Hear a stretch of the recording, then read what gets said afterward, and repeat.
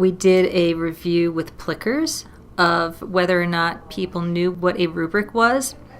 For those unfamiliar with Plickers as a tool in the classroom that has low technology, for the most part, our technology integration specialists were knowledgeable about the concept, but there were a couple of no's and maybes over the course of the 3 workshops.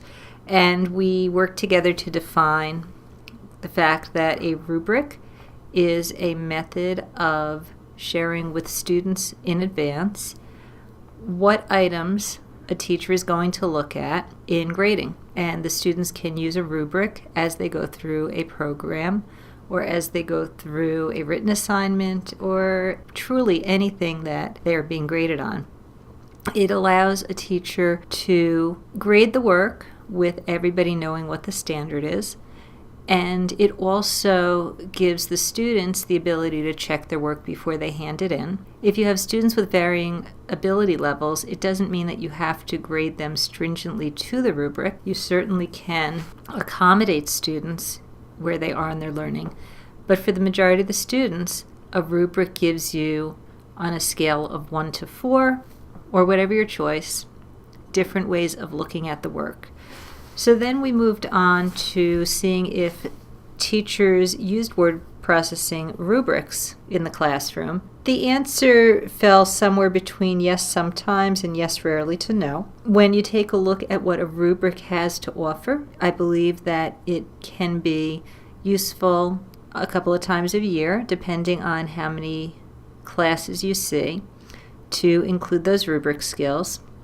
Additionally, classroom teachers can benefit from these rubric skills as well. If you provide teachers with general skills for students at various grade levels, they may not want to include all the word processing skills, but certainly it's going to help them understand what a student should be capable of.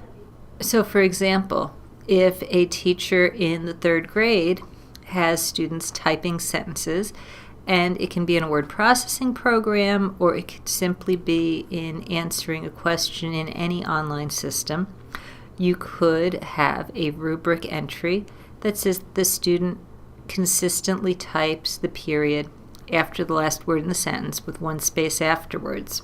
In Google Classroom, there was an assignment to do the gallery walk.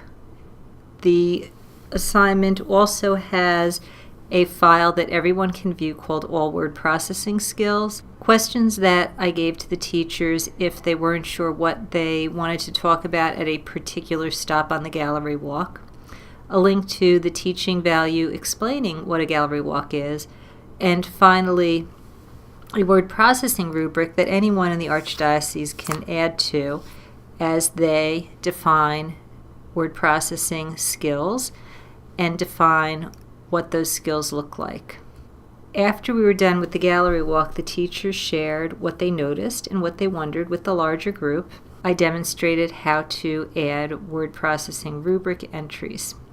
I was asked to provide everybody with a potential 6th grade rubric that I had used over the years, and so that will be available in our handouts and materials on arcantech.weebly.com.